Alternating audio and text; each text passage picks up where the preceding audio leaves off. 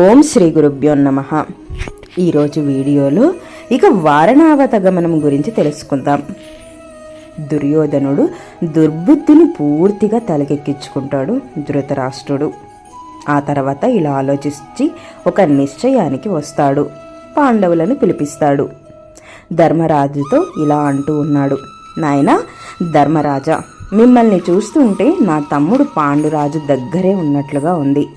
నా తమ్ముడి ఆత్మశాంతి కోసం గోదాన భూదాన సువర్ణ దానాలు చేయండి. అదిగాక యువరాజువైన నీకు లోకానుభవం మరింతగా పెరగాలి.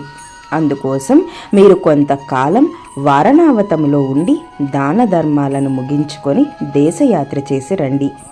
వారణావతం మహాత్ములు నివసించే పుణ్యభూమి కాబట్టి దాన ధర్మాలు చేయడానికి అనువుగా ఉంటుంది.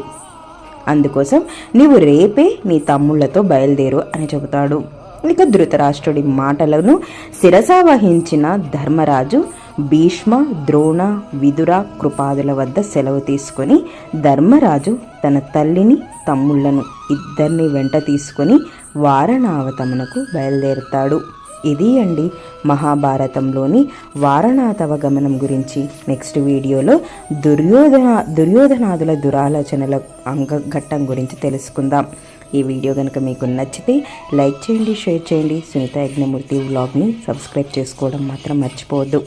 అలాగే మీ విలువైన సజెషన్స్ని క్రింద కామెంట్స్ రూపంలో తెలియజేయండి.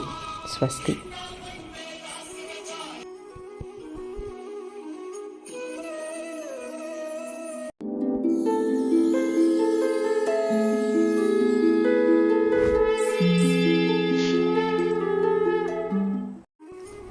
ఓం శ్రీ గురుభ్యో నమః. ఈరోజు వీడియోలో ఇక వారణావత గమనం గురించి తెలుసుకుందాం. దుర్యోధనుడు దుర్బుద్ధిని పూర్తిగా తలకెక్కించుకుంటాడు ధృతరాష్ట్రుడు. ఆ తర్వాత ఇలా ఆలోచించి ఒక నిశ్చయానికి వస్తాడు. పాండవులను పిలిపిస్తాడు. ధర్మరాజుతో ఇలా అంటూ ఉన్నాడు, నాయనా ధర్మరాజా, మిమ్మల్ని చూస్తుంటే నా తమ్ముడు పాండురాజు దగ్గరే ఉన్నట్లుగా ఉంది. నా తమ్ముడి ఆత్మశాంతి కోసం గోదాన భూదాన సువర్ణ దానాలు చేయండి. అదిగాక యువరాజువైన నీకు లోకానుభవం మరింతగా పెరగాలి.